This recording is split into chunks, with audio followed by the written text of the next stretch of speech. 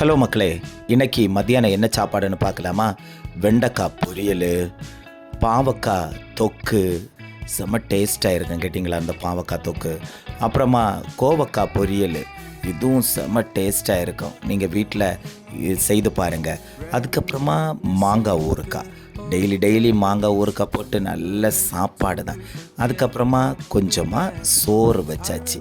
அதில் தேவைக்கு சோறம் வச்சு நம்ம அடித்து குழச்சி வச்சு தின்ன வேண்டியதான்.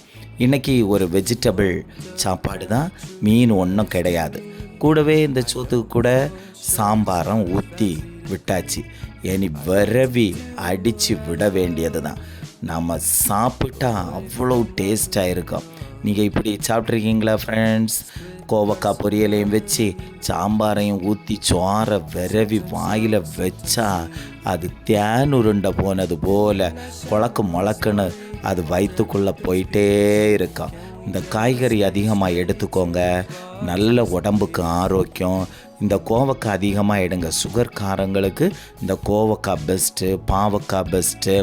இதை நீங்கள் அதிகமாக சாப்பிடுங்க, உடம்பை பார்த்து காத்துக்கொள்ளுங்க. பாய்.